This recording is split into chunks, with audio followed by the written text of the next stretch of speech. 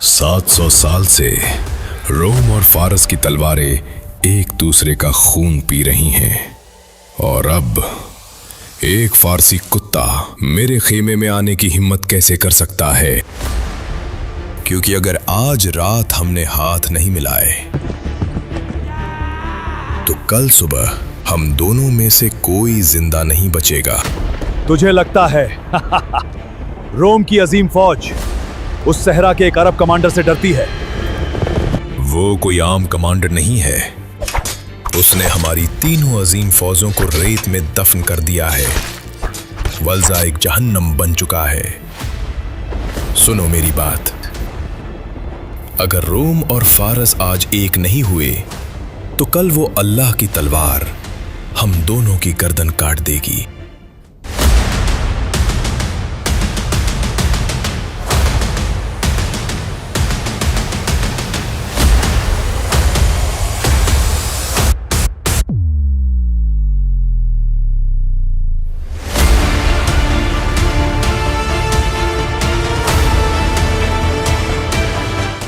पिछले एपिसोड में हमने देखा किसरा की तीनों अजीम फौजें रात के अंधेरे में रेत में दफन हो चुकी थी। 15,000 मुसलमानों ने उस सुपर पावर की नींव हिला कर रख दी थी, लेकिन पर्शियन एम्पायर का गुरूर अभी बाकी था। पर्शियंस ने वलजा के मैदान में एक नया बेपहा लश्कर इकट्ठा कर लिया। इनकी तादाद पिछली तीनों फौजों से भी ज्यादा थी। खालिद बिन वलीद रज़ियल्लाहु तआला अन्हु जानते थे कि इस बार आमने सामने के टक्कर का मतलब था मुसलमानों का खात्मा। इसीलिए खालिद ने एक ऐसी हिकमत अमली चुनी जिसे मिलिट्री एक्सपर्ट्स आज भी सुसाइडल मूव कहते हैं। आज तुम्हारी तलवारें उतनी नहीं चलेंगी जितने तुम्हारे कदम चलेंगे। जब ये फारसी हमला करें तो उन्हें पूरी ताकत से मत रोकना। हम उन्हें नहीं रोकेंगे। अगर हमने अपनी जगह छोड़ दी तो वो हमारी सफों को तोड़ देंगे। वही तो हम चाहते हैं। उन्हें लगना चाहिए कि वो जीत रहे हैं। उन्हें लगना चाहिए कि हम कमजोर हैं। पीछे हटते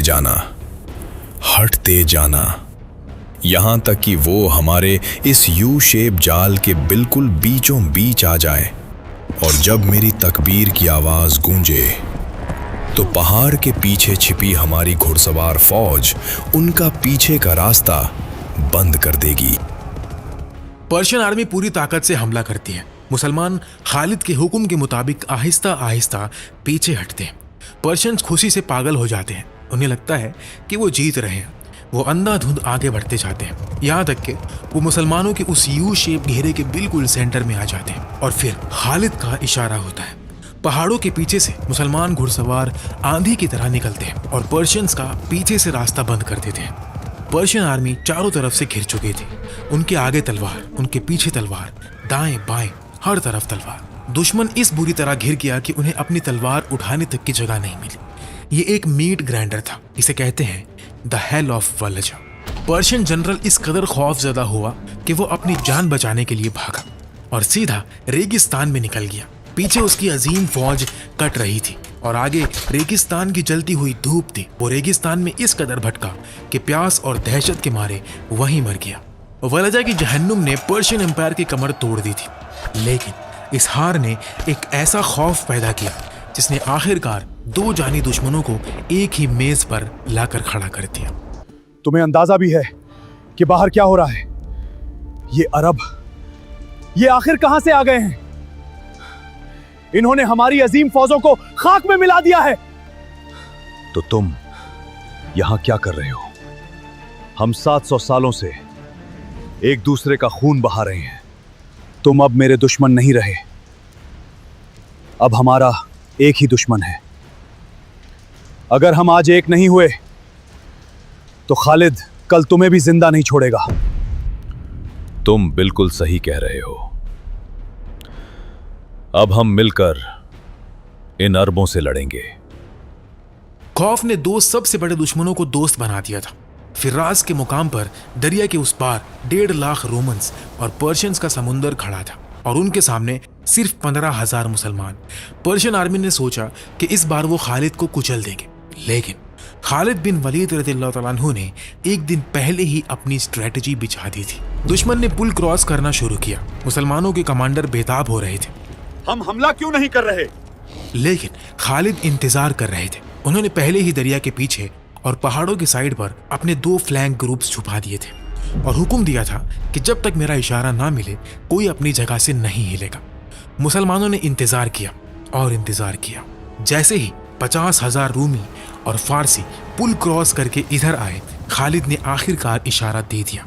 दाएं और बाएं छुपी हुई मुस्लिम आर्मी ने अचानक पीछे से धावा बोल दिया और सामने से खालिद ने अपने घुड़सवारों के साथ ऐसा जोरदार पुश किया कि दुश्मन के होश उड़ गए। पैनिक से रोमन्स और पर्शियंस ने वापस पुल की तरफ भागने के लिए यू टर्न लिया, लेकिन पुल छोटा था और पीछे से उनकी अपनी ही फौज आ रही थी।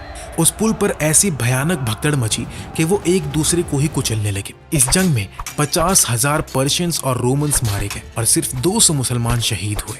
इतनी खौफनाक जंग से पहले खालिद ने अल्लाह से दुआ की थी, या अल्लाह, अगर मैं जिंदा रहा तो मैं जरूर हज करूंगा।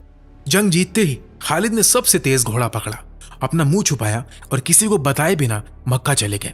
वहां तवाफ किया, हज मुकम्मल किया और वापस आकर अपनी आर्मी में ऐसे शामिल हो गए जैसे वो कहीं गए ही ना हो। लेकिन ये राज छुपा नहीं रह सका। कुछ ही दिनों बाद खलीफा अबू बकर रदियल्लाहु तआला अन्हु का खत आया। उस खत के शुरू में लिखा था, ए खालिद, तुम मक्का में देखे गए थे, दोबारा अपनी फौज को छोड़कर ऐसी हरकत मत करना। लेकिन उस खत के अगले हिस्से में एक ऐसा हुक्म था जिसने अरब की तारीख का रुख मोड़ दिया था। अबू बकर ने लिखा था, इराक का कंट्रोल छोड़ दो और अपनी आधी फौज लेकर फौरन शाम निकल जाओ। वहां अबू उबैदा बिन जर्राह को तुम्हारी जरूरत है। रोमन एक अजीम हमला करने वाले हैं। खालिद को फौरन शाम पहुंचना था, लेकिन यहां एक नामुमकिन मसला खड़ा हो गया।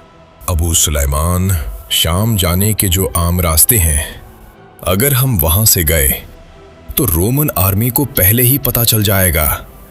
वो रास्ते में ही हमें रोक लेंगे। तो मुझे कोई और रास्ता बताओ जो सबसे छोटा हो। एक रास्ता है, लेकिन वहां से जाना खुदकुशी है। वो मौत का सहरा है। वहां न कोई रास्ता है, न पानी का एक कतरा। एक अकेला इंसान वहां से जिंदा नहीं गुजर सकता। पूरी फौज को ले जाना तो नामुमकिन है। हम यही रास्ता लेंगे। ऊंटों को आम दिनों से दुगना पानी पिलाओ। जब प्यास लगेगी तो हम ऊंटों को ज़बह करके उनके अंदर जमा किया हुआ पानी पिएंगे। तैयारी करो, हम मौत के रेगिस्तान से गुजरेंगे। वो सफर शुरू हुआ जिसे तारीख का सबसे बड़ा नामुमकिन सफर कहा जाता है। खालिद बिन वलीद ने अपनी फौज को उस मौत के रेगिस्तान में उतार दिया। दिन गुजर रहे थे, गर्मी जिस्म का खून निचोड़ रही थी। जब प्यास लगती तो ऊंटों को ज़बह करके उनके पेट से निकला हुआ पानी पिया जाता। सफर के आखिरी 2 दिन आते आते सब कुछ खत्म हो गया। ना ज़बह करने के लिए ऊंट बचे, ना पानी का एक कतरा। लगातार 2 दिन तक मुस्लिम आर्मी ने पानी का एक घूंट तक नहीं पिया था। मौत उनके बिल्कुल करीब थी, लेकिन फिर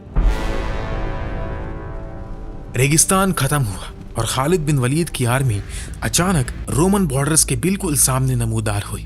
रोमन्स की आंखें फटी की फटी रह गई। जिस रास्ते से हवा का गुजरना मुश्किल था, वहां से एक पूरी आर्मी निकल आई थी।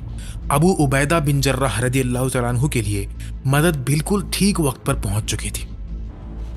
तुम अरब हो, हम तुम्हें बहुत अच्छी तरह जानते हैं। तुम्हारे पास पहनने को कपड़े नहीं, खाने को रोटी नहीं। तुम इस भूख और गुर्बत की वजह से यहां आए हो। ये लो, वापस चले जाओ अपनी उस जलती हुई जमीन पर। हम हर फौजी को दिनार देंगे, नए कपड़े देंगे और आइंदा साल भी ये माल तुम्हें वहीं पहुंचा दिया जाएगा। अपनी जानें मत गंवाओ। हम यहां तुम्हारी भीख लेने नहीं आए। तेरे पास 3 रास्ते हैं, या तो इस्लाम कबूल कर लो या जिज़्या अदा करो। अगर ये दोनों मंजूर नहीं तो फिर हमारे और तुम्हारे दरमियान ये तलवार फैसला करेगी। और वैसे भी अगर तुम नहीं माने तो तुम्हारा ये सारा माल हमारा हो ही जाना है। बात खत्म हुई और जंग शुरू। हजरत मुआज बिन जबल रदियल्लाहु तआला अन्हु ने अपने तीर अंदाजों को हुक्म देना चाहा कि दुश्मन पर तीरों की बारिश कर दो, लेकिन अचानक, नहीं मुआज, अभी नहीं। हमारी तादाद उनसे बहुत कम है। अगर आमने सामने की टक्कर हुई तो हमारा नुकसान होगा।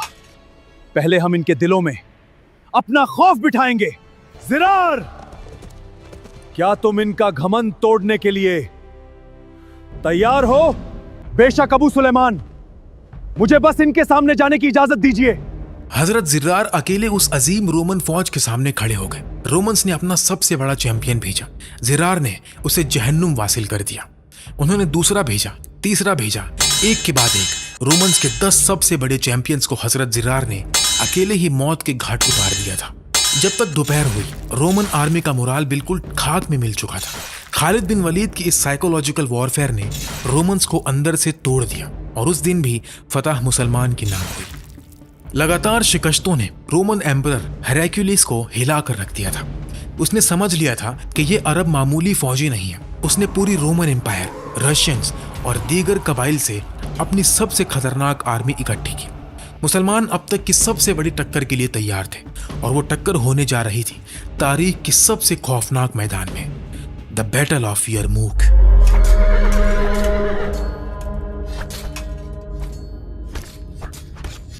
तुम्हें सच में लगता है कि तुम हमसे जीत पाओगे? जिस जमीन पर तुमने कदम रखा है, यहां आज तक कोई जिंदा वापस नहीं गया। तुम लोग तो सहरा के भूखे हो। हमारे सामने तुम्हारी औकात बस इतनी है कि हम अपने बाएं हाथ से ही तुम्हारा काम तमाम कर सकते हैं। तुम बिल्कुल ठीक कह रहे हो। हम अरब हैं और हम सहरा के भूखे हैं, लेकिन हमारे बारे में एक बात और मशहूर है। हम अरब खून पीते हैं और मैंने सुना है कि तुम रोमियों का खून बहुत मीठा होता है।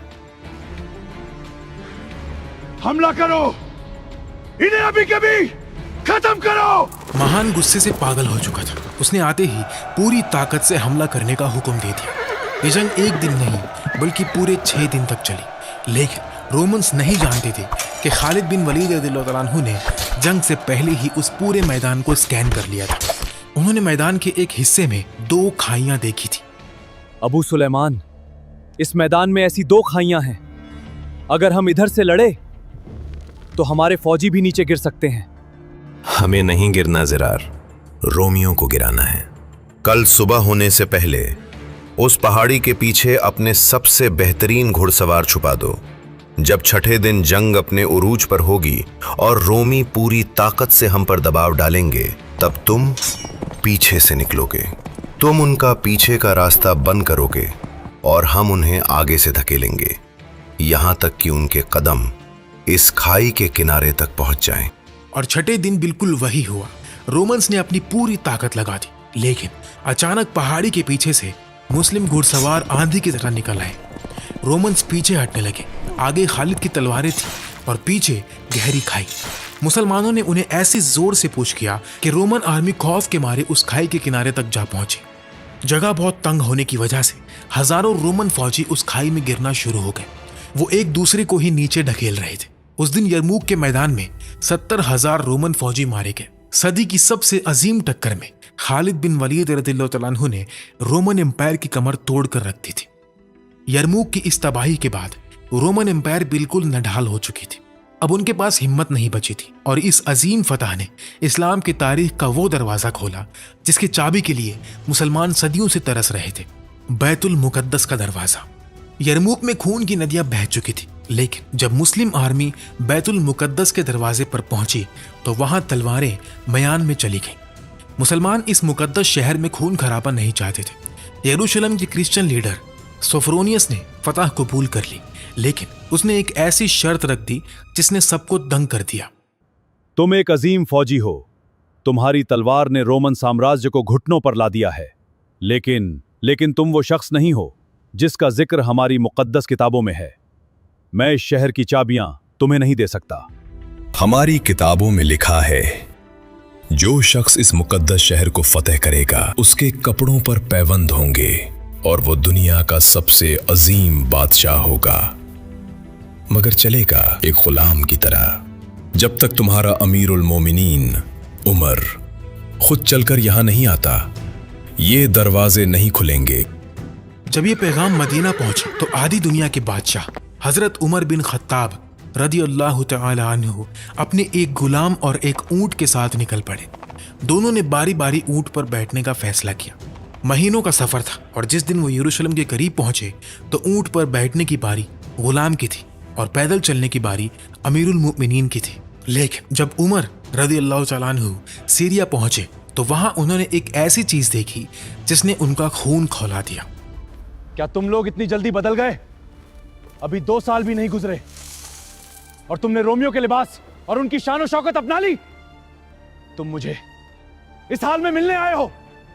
नहीं या अमीरुल मोमिनीन, इन कपड़ों के अंदर हमारी लोहे की जिरा और हमारे हथियार मौजूद हैं। हमने ये शान और शौकत सिर्फ दुश्मन पर रोब डालने के लिए पहनी थी।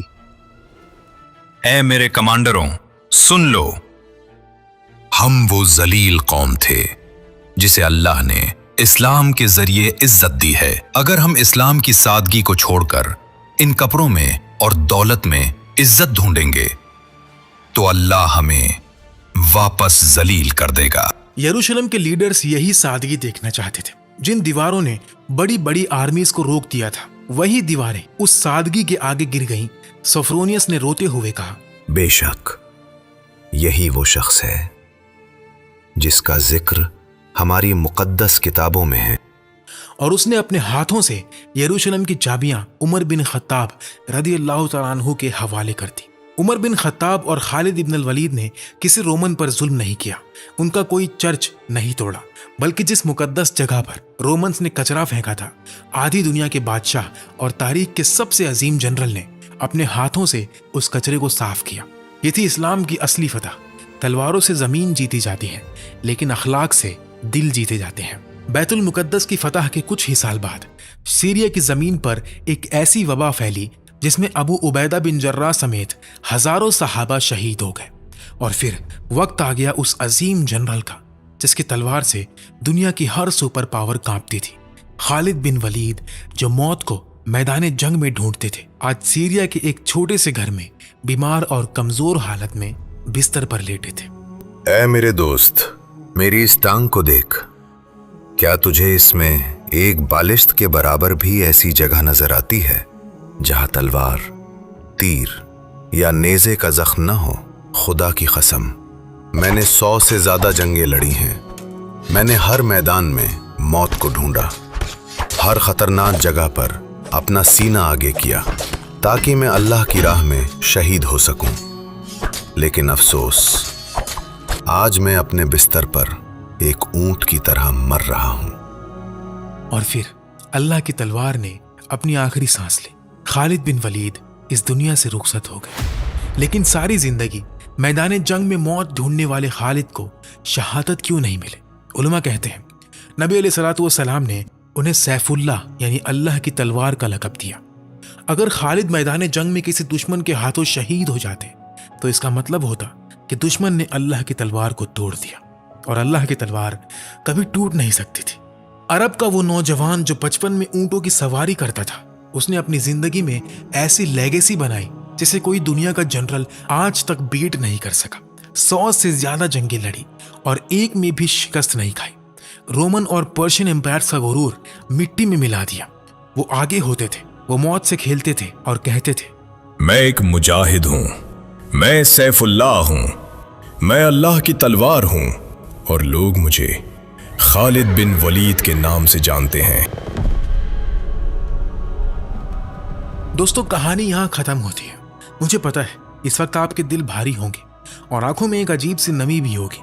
जब मैं इस दास्तान को लिख रहा था और इन मनाजरों को बना रहा था तो मेरा अपना भी यही हाल था। मैं ये सब सिर्फ व्यूज के लिए नहीं करता मेरे भाई। मेरा मकसद ये है कि हमारी आने वाली नस्लें, हमारे बच्चे अपने असली हीरोज को पहचान सके। हमें किसी फिक्शनल सुपर हीरो की जरूरत नहीं है। हमारे पास खालिद बिन वलीद है, हमारे पास उमर बिन खत्ताब है। अगर आज मेरी इस मेहनत ने, इस कहानी ने आपके दिल का एक छोटा सा हिस्सा भी छू लिया है तो इस वीडियो को अपने दोस्तों और अपनी फैमिली तक जरूर पहुंचाइए। दास्तान वाइब्स सिर्फ एक चैनल नहीं है, ये हमारा और आपका एक परिवार है। मिलता हूं आपसे अगली किसी अजीम दास्तान में। तब तक के लिए अल्लाह हाफिज।